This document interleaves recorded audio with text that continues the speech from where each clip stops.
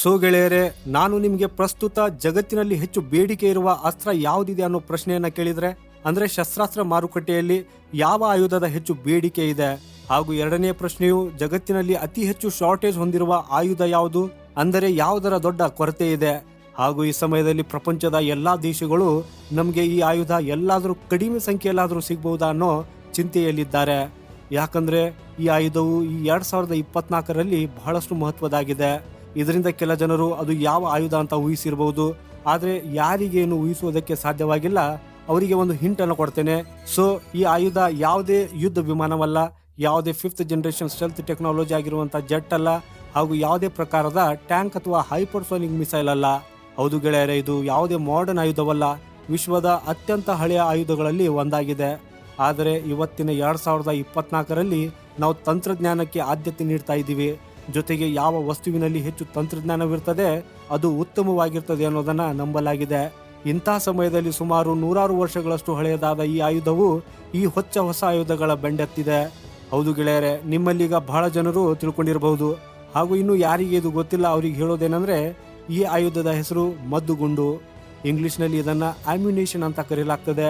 ಹೌದು ಗೆಳೆಯರೆ, ತೋಪಲ್ಲಿ ಹಾಕಲಾಗುವ ಈ ಒಂದು ಮದ್ದುಗುಂಡು ಇವತ್ತಿನ ದಿನದಲ್ಲಿ ಜಗತ್ತಿನಾದ್ಯಂತ ಬಹಳಷ್ಟು ಡಿಮಾಂಡ್ ಇದ್ದು ಬಹಳಷ್ಟು ಶಾರ್ಟೇಜ್ನು ಕೂಡ ಇದೆ. ಜೊತೆಗೆ ಇದನ್ನು ಬಹಳ ಹೆಚ್ಚಿನ ಪ್ರಮಾಣದಲ್ಲಿ ಕೂಡ ಉಪಯೋಗಿಸಲಾಗುತ್ತದೆ. ಹಾಗೇನೆ ನೀವು ಇದನ್ನು ತಿಳ್ಕೊಂಡು ಆಶ್ಚರ್ಯ ಪಡಬಹುದು, ಅಮೆರಿಕಾದ ಸೈನ್ಯದ ಹತ್ತಿರ ಇರುವ ಎಲ್ಲ ಯುದ್ಧ ವಿಮಾನಗಳು, ಟ್ಯಾಂಕುಗಳು, ಇದನ್ನು ಹೊರತು ಇತರೆ ಯುದ್ಧ ನೌಕೆಗಳು ಎಲ್ಲವೂ ಸರ್ಪ್ಲಸ್ ಅಲ್ಲಿ ಇದೆ, ಅಂದ್ರೆ ಅಗತ್ಯಕ್ಕಿಂತ ಹೆಚ್ಚಿನ ಪ್ರಮಾಣದಲ್ಲಿದೆ. ಆದ್ರೆ ಮದ್ದುಗುಂಡು ಎಂತ ಒಂದು ಅಗ್ಗದ ಆಯುಧವಾಗಿದೆ ಅಂದ್ರೆ ಅಮೆರಿಕಾದ ಸೇನೆ ಹುಡುಕಾಡಿದ್ರು ಕೂಡ ಸಿಗ್ತಾ ಇಲ್ಲ, ಲಿಟ್ರಲಿ ಶಾರ್ಟೇಜ್ ಆಗ್ಬಿಟ್ಟಿದೆ. ಜೊತೆಗೆ ಯುರೋಪ್ ದೇಶಗಳ ಸ್ಥಿತಿಯು ಕೂಡ ಹೀಗೇನೆ ಇದೆ, ಯಾರ ಬಳಿಯೂ ಈ ಅಮ್ಯುನೇಷನ್ ಇಲ್ಲ. ಇದನ್ನು ಹೊರತು ಇತ್ತೀಚೆಗೆ ಉಕ್ರೇನ್ ಮತ್ತು ರಷ್ಯಾ ಈ ಎರಡು ದೇಶಗಳ ಸೇನೆಗಳು ಮದ್ದುಗುಂಡುಗಳ ಕೊರತೆಯಿಂದ ಬಳಲುತ್ತಿವೆ ಅನ್ನೋ ವರದಿನೂ ಕೂಡ ಹೊರಬಿದ್ದಿದೆ.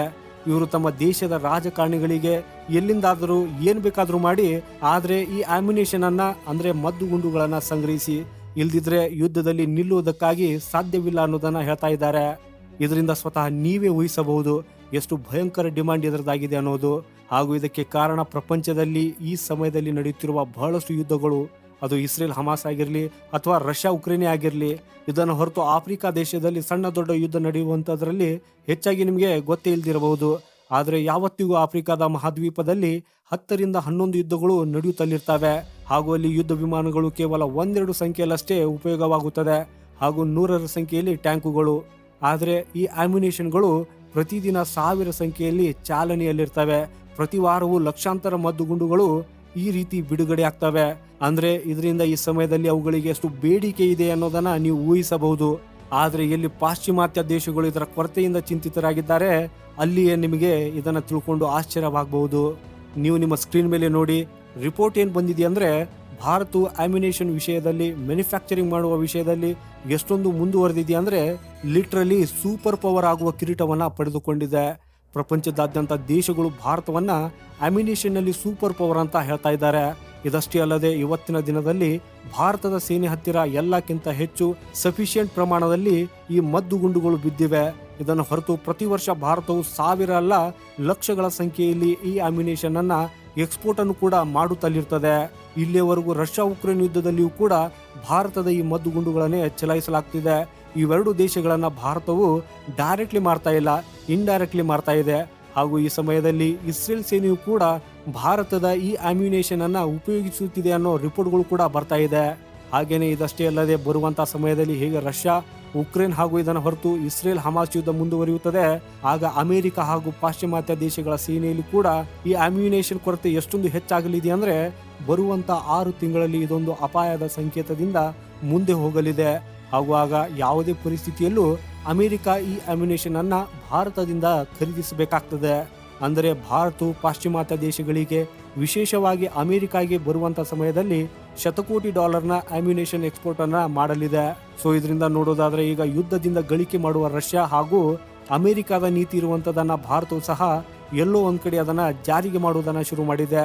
ಹಾಗೂ ಇದು ಸರಿಯಾಗಿದೇನು ಕೂಡ.